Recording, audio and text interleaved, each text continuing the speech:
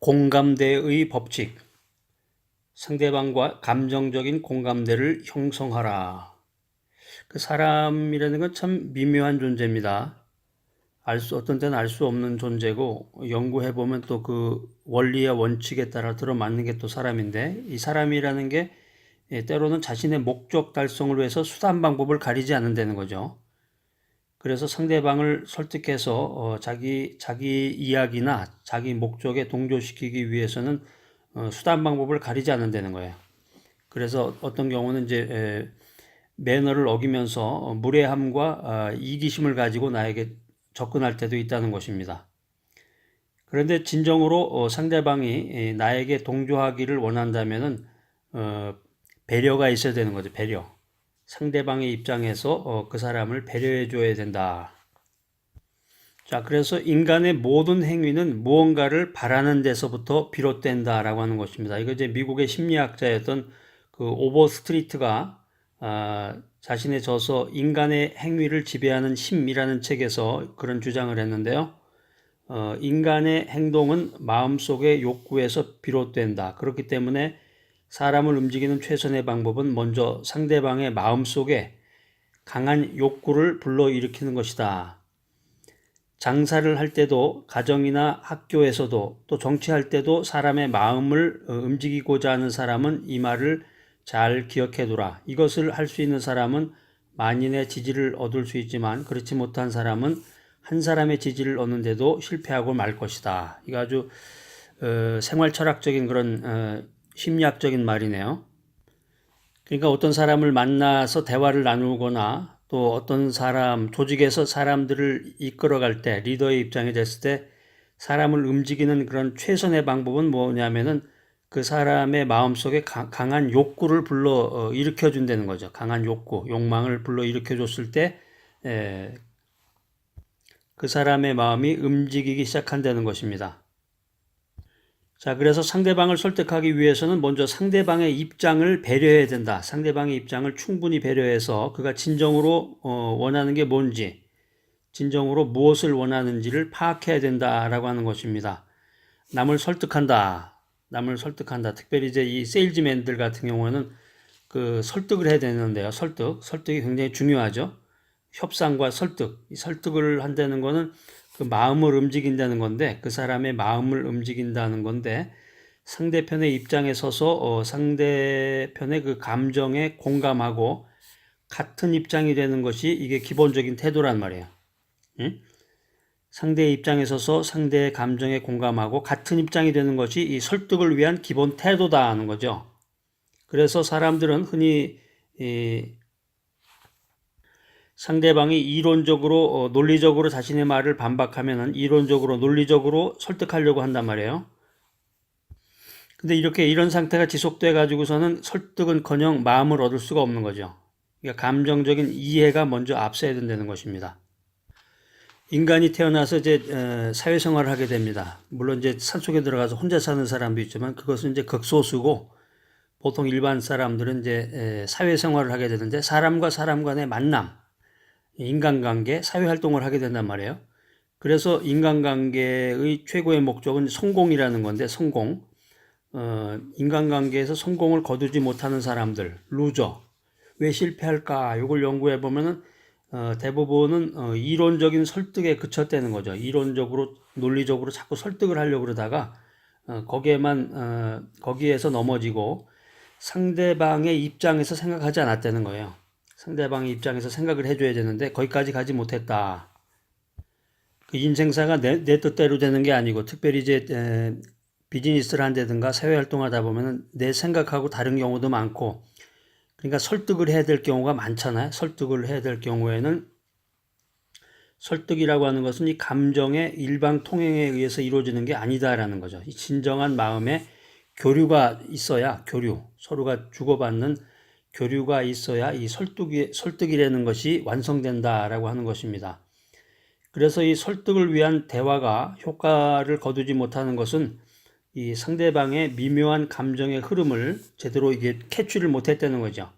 상대방의 이 미묘한 감정의 흐름을 제대로 이해하지 못해서 설득을 제대로 하질 못했다.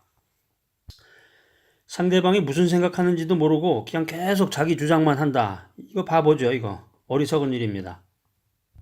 그러니까 지혜로운 사람, 이 강의를 들은 사람은 이제 그런 태도를 취하지는 않겠죠. 무작정 자신의 입장만을 자꾸 되풀이할 게 아니라 말하기 전에 상대방의 입장이 뭔지, 상대방의 입장에 대해서 생각해 보는 거. 이게 지혜고, 이게 설득이고, 이게 성공으로 향하는 첩경이죠. 자, 두 번째 원리는 여유를 가져라. 설득하기 전에 여유를 가져라. 그래서 우리가 인생 살다 보면은 많은 사람 만납니다. 정말 사람은 많아요. 한국이 좁은 나라라고 그러지만은 정말 가는 데마다 사람이 있고 정말 어마어마하게 사람이 많습니다. 이제 미국은 인구는 많지만 땅이 넓기 때문에 사람 만나기가 쉽지 않아요. 대도시 같은 데 가면은 이제 한 군데 모여 있지만 그렇지 않으면은 사람 만나기가 어렵고 미국 같은 경우는 특별히 이 업타운, 다운타운은 이제 상가기 때문에 사람들이 다니지만 업타운, 주택가에서는 사람 보기가 어려워요. 그게 한국하고 좀 다릅니다. 주택가에서 어슬렁어슬렁 걸어 다닌다. 그거 요주의 인물입니다. 바로 경찰이 바로 쫓아와요. 왜냐면 미국은 대부분 여기서 여기 조금 가더라도 다 차를 타고 움직이기 때문에 차가 없이 걸어 다닌다. 그 사람은 차가 없거나 다른 목적을 가지고 있다는 거예요. 그러니까 조깅하는 사람, 운동하는 사람의 경우는 상관없는데, 그러니까 사람 보기가 쉽지 않은데, 우리가 인생을 살면서 많은 사람을 만난다는 거예요. 그래서 만나는 사람마다 그냥 대화가 술술 풀리고 뭐든지 다 협조가 되고 그랬으면 좋겠는데 그렇지 못한 게 인생이고 그렇지 않은 게 사회활동이라는 거예요. 그래서 대화 나누다 보면 겪는 거 있잖아요. 견해 차이. 대화 나누다 보면 견해 차이가 생기고 고객하고의 만남에서도 견해 차이가 생기고 그때는 이제 설득을 해야 되는데 설득이 손쉽게 되는 경우도 있지만 대부분은 잘 안 되죠. 설득이 잘 안 되고 이 대립이 격화되다 보면 자존심이 부딪히고 자존심이 상하게 되는 경우가 생긴단 말이에요. 이 미국의 행동주의 철학자였던 이 칼 스키너의 행동과학이라고 하는 책에 보면은 상호작용에 의해서 영향을 미치는 시스템 이런 표현이 나옵니다. 그래서 대립이 심하게 격화될 때는 우선 자신의 결점을 내보이고 그것을 인정한 후에 상대방의 감정에 호소해야 된다는 거죠. 이런 원칙과 효과가 심리학에서 이제 이미 다 증명이 된 겁니다. 미국의 그 허버트 연구재단의 솔로킨 교수는 사람의 감정과 태도의 상관관계에 대해서 실험을 했는데요. 서로 잘 어울리지 못하고 싸움을 일삼던 남녀 학생들을 한 팀으로 해서 남학생에게 여학생을 지그시 바라보면서 친절하게 한번 해봐라. 테스트를 해본 거예요. 그랬더니 이 데드마스크, 표정이 없던 그 여학생의 마음이 부드럽게 풀리면서 호의적인 반응을 보였다는 거죠. 그러니까 이 리서치 결과처럼 감정이 대립됐다. 그럴 때는 먼저 자신의 잘못을 인정하면서 상대방의 마음을 이렇게 풀려고 노력을 해야 된다는 거죠. 특별히 이제 비즈니스 관계나 아니면 이제 계약 같은 거 맺을 때 상대방을 만났을 때 내 입장만 생각하고 양보를 하지 않는다. 그러면 설득이라는 거는 있을 수가 없어요. 그러니까 상대방의 자존심을 살려줘야 되는데 상대방의 자존심을 살려줘야지 쉽게 설득할 수 있다는 거죠. 이게 설득의 주요 목적이 자신의 의도를 관철하는 게 아니라면 잠깐 동안이라도 자신을 낮추는 것이 그렇게 어려운 일 아니잖아요. 그렇기 때문에 설득하기 전에 좀 여유를 가지고 잠시 물러설 줄 아는 그런 지혜를 가져야 된다. 여유를 가져라. 자, 세 번째 원리는 우회적으로 표현하라. 우회적으로 표현하라. 이야기를 잘한다. 아무리 달변가라고 해도 이 말재주만 가지고 설득한다는 게 불가능하죠. 아무리 달변가라고 해도 이 말재주만으로 상대방을 설득한다는 것은 불가능하다는 거예요. 그래서 이 설득을 위한 설득을 하다 보면은 상대방은 또 변명하게 되고 자기의 처지를 이해시키려는 입장에 빠지게 되기 때문에 이 설득의 진리를 깨닫지 못하게 된다는 거죠. 이러다 보면 이제 감정도 상하고 자존심도 상하고 막 직설적인 어조가 막 나오고 뭐 심지어는 육두문자도 나오게 되고 이러다 보면 상대방도 강하게 나옵니다. 강하게 나오게 돼. 이런 과정을 되풀이하다 보면은 망하게 되는 거죠. 대화는커녕 이제 설득은 뭐 할 수가 없고 대화 자체가 이루어지질 않고 그래서 이 대화를 통한 설득을 하고자 할 때는 직설적인 표현보다는 우회적인 표현이 효과적이라는 거예요. 만약에 이제 친구의 행동에 대해서 충고한다. 그랬을 때는 그 친구와 비슷한 행동을 하는 사람을 지적해서 말하는 게 지혜롭겠죠. 그러면 친구는 내가 한 그 충고를 불쾌하게 받아들이지 않고 간접적인 충고를 오히려 땡큐로 받아들인다. 자, 그래서 사람과의 대화에서 어떤 그 다른 의견이 생겼을 때는, 이견이 생겼을 때는 논쟁하면 안 됩니다. 그래서 서로의 그 이견, 서로 다른 의견은 못이나 같아요. 못이나 못을 때리면 때릴수록 어떻게 됩니까? 점점 더 깊이 박혀지잖아. 그러니까 서로의 이견은 못과 같아서 때리면 때릴수록 더욱 깊이 박힌다는 거죠. 그래서 설득하고자 하는 상대방에게 직설적으로 접근했을 때는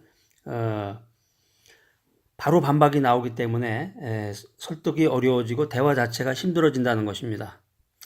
이때는 이제 우회적인 표현도 쓰고 슬그머니 여유를 좀 가지고 상대방의 그 분위기나 기분을 좀 이렇게 쓱 맞춰주면서 내 의견에 동조하게 만드는 그런 삶의 여유, 이제 리더십인데 그것도 하나의 그런 게 있어야 되겠죠. 그래서 상대방을 내 편으로 만드는 설득의 기술 노하우인데 자신을 좀 더 낮추고 상대방을 최대한 높여주는 그런 기술을 좀 가져야 돼. 기술 이거는 좀 그 준비와 훈련이 좀 필요하겠네. 응? 그래서 자신의 입장만 생각하고 양보 안 하고 이렇게 했다가는 설득이 안 된다는 거죠. 그래서 상대방의 자존심을 잘 살려줘서 설득이 이루어질 수 있도록 그렇게 진행을 해야 되겠습니다. 자, 공감대의 법칙 잠시 요약 정리 한번 해보겠습니다. 그 사람은 자신의 목적을 달성하기 위해서 수단과 방법을 가리지 않은 경우가 있는데 이럴 때 지혜로운 사람, 사회활동에 탁월한 사람이 되기 위해서는 상대방의 입장에서 그 사람을 배려해 줘야 된다. 자, 그래서 미국의 심리학자 오버스트리트 이야기를 드렸는데요. 인간의 행동은 마음속의 욕구에서부터 비롯된다는 거죠. 그래서 사람을 움직이기 위해서는 그 사람의 마음속에 있는 욕구를 불러일으켜야 된다. 결론적으로 상대방을 설득하려면은 상대방의 입장을 충분히 배려해 줘라. 그리고 그가 진정으로 무엇을 원하는지 파악하려는 거죠. 그러니까 대화와 설득에 실패한 사람들을 연구해 보면 되게 이론적인 설득에 이제 그치게 되고 상대방의 입장에서 생각하지 않았다는 거예요. 그 다음 두 번째는 설득하기 위해서 설득하기 전에 여유를 가져라. 여유를 가져라. 우리가 인생 살다 보면 수많은 사람을 만나는데 대화 자체가 술술술 풀리는 경우는 거의 없고 대화하다가 견해 차이가 생기고 설득도 안 되고 대립이 격화가 되고 결국에 와서는 자존심이 상하게 되는 그런 경우가 많은데 이렇게 이제 대립이 심하게 격화될 때 자신의 결점을 내보이고 그것을 인정한 후에 상대방의 감정에 호소해야 된다. 그러면서 이 미국 허버트 연구재단의 이 솔로퀸 교수가 그 진행했던 그 실험 결과를 잠시 소개를 드렸습니다. 그래서 서로 그냥 막 맨날 싸우고 막 그냥 욕하고 다투고 그러던 남녀 학생을 어떻게 이렇게 부드럽게 만들었는지 남학생에게 먼저 그 여학생을 바라보면서 친절하게 대하라 그 제안을 하라 그랬죠. 그랬더니 이제 분위기가 부드러워지면서 여학생이 남학생에게 호의적인 태도를 보였다는 거예요. 특별히 고객하고의 관계에서 그냥 감정 씨름하면서 자존심 상했다고 그런 사람은 그 자리에 있을 필요가 없겠죠, 정말. 자기가 왜 거기에 있는가 그걸 한번 스스로 외쳐봐야 될 것 같아요. 그러니까 자신의 입장만 생각하고 조금도 양보하지 않으려고 한다면은 누구도 설득할 수 없는 거예요. 그래서 먼저 상대방의 자존심을 살려주고 그래서 이제 설득의 과정으로 이제 들어가야 되는데 설득하기 전에 반걸음 물러설 줄 아는 그 여유와 지혜를 길러야 된다는 거죠. 세 번째는 우회적인 표현을 사용하라. 아무리 말을 잘하는 사람이라 그래도 이 말재주만으로 상대방을 설득할 수는 없다는 거예요. 그래서 사람하고 사이에 이견이 생겼을 때는 논쟁을 피해라. 논쟁하지 마라. 그래서 서로의 이견은 못과 같다고 그랬어요. 못과 못이라고 그랬죠. 못과 같아서 못이 때리면 때릴수록 막 깊이 박히니까 서로의 이견이 그렇게 된다는 거죠. 그러니까 그러지 말고 상대방의 기분을 살살살 잘 맞춰주면서 내 의견에 동조하게 만드는 그런 여유가 있어야 된다. 자, 공감대의 법칙 강의를 들으시는 여러분들, 자신을 좀 낮추고 상대방을 높여주고, 그래서 상대방의 자존심을 살려줌으로써 상대편을 내 편으로 만드는 설득의 달인이 되시기 바랍니다.